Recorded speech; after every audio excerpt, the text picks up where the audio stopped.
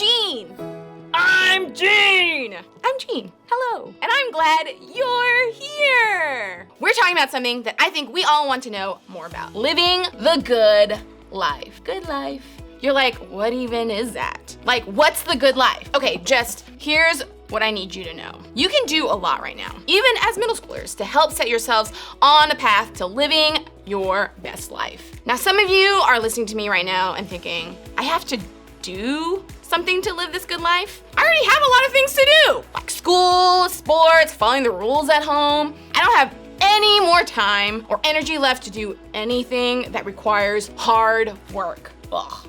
And trust me, I totally get it. I mean, one time in 7th grade, when I was in the orchestra, I played the violin.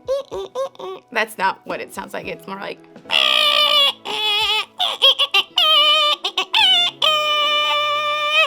Thank you. Thank you. Thank you. I don't know. Anyways, I would always try and compete and try and get first chair playing the violin. And what first chair is basically, that just means like you're the best. You're the best out of everyone else who plays violin. You got to sit in this first chair and kind of lead everyone in the orchestra, right? I could never make that spot. I always was the second chair. I sat next to the person who was first chair. His name was Edward. And he was just so good at violin. And I would have to work so hard every day to just be as good as he is. And we've all been there, right? It's just so hard. I mean, I think all of us know what it's like to work hard towards something. And honestly, I don't think any of us would say that feels like the good life. Oh, like mowing the lawn. Yay, so fun. When we think about living the good life, we picture ourselves at the end of all that hard work, just kicking back and enjoying the payoff of reaching all of those goals. Maybe you're the type of person who talks about your goals openly, or maybe you're too scared to even write them down in a journal because someone might see them. Dear journal, are you?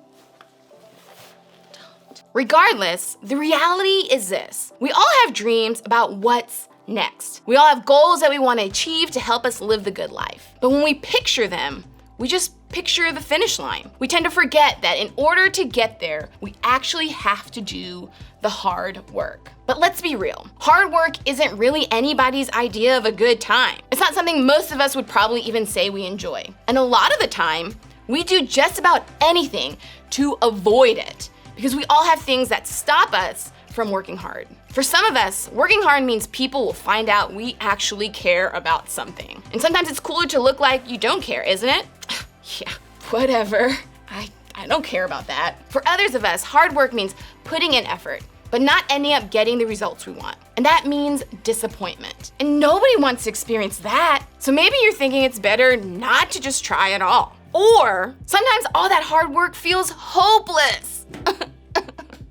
We're putting in so much time and effort towards something, and we just can't see the end result yet. And when the results don't come as quickly as we'd hoped, we start to feel as if they'll never come at all.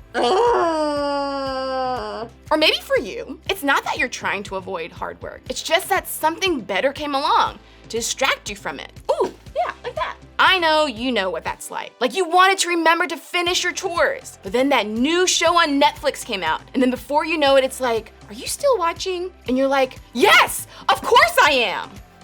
Or you had every intention of starting that project early instead of the night before it was due. Wait, you mean my project's due the next day? I haven't gotten started on it at all. But then your friends wanted to hang out every day after school. And you're like, nah, I'm gonna pass on working on that project. I can work on it later. You plan to get in those extra practices before tryouts. And then it was summer, and that meant it was time to relax. Again, relax.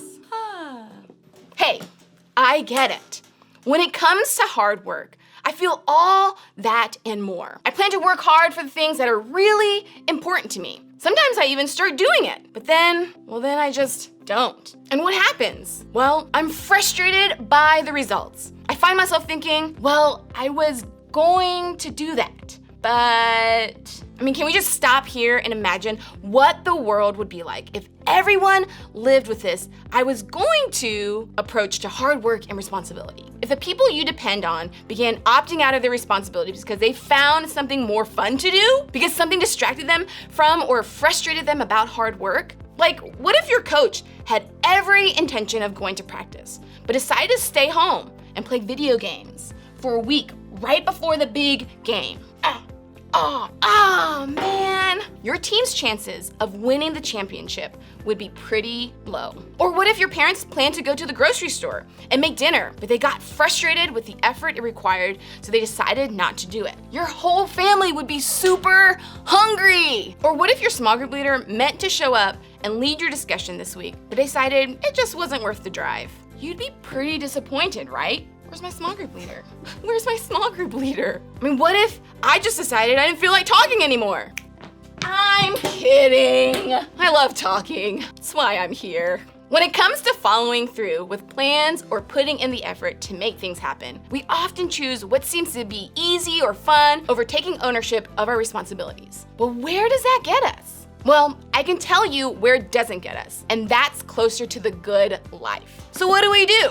If hard work is just that, hard, then what do we do to help us get motivated to do it? If it's going to help us live the good life, how do we help ourselves keep doing it? In the Bible, there are a lot of stories about a king named Solomon. He was known as the wisest man to have ever lived, and a lot of the wisdom God gave him is written down in a book of the Bible called Proverbs. A proverb is a truth about the way life generally works. It's not a promise, it's a principle, a guiding rule.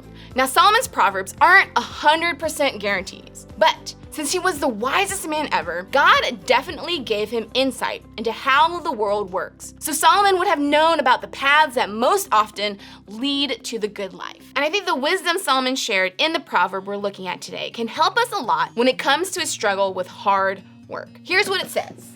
Take a lesson from the ants, you lazy bones. Learn from their ways and become wise. Though they have no prince or governor or ruler to make them work, they labor hard all summer, gathering food for the winter. Now, have you ever seen a colony of ants gathering food for the winter and taking it to their nest? I have. You know why? Because I have an ant farm! Ta-da! This is my ant farm. Guys, welcome to Geneville. These are all my friends and buddies. Okay, ants are awesome and they're cool, but what do they have to do with you and your good life goals? Well, everything. You see, at first glance, ants don't seem all that smart. They're tiny and scurry around in what seems like no direction. But believe it or not, they're actually really wise. They work super hard all summer, gathering and storing food for the winter. They know that when winter comes, food is gonna be really hard to find. So if they work hard now, they'll see the benefits later.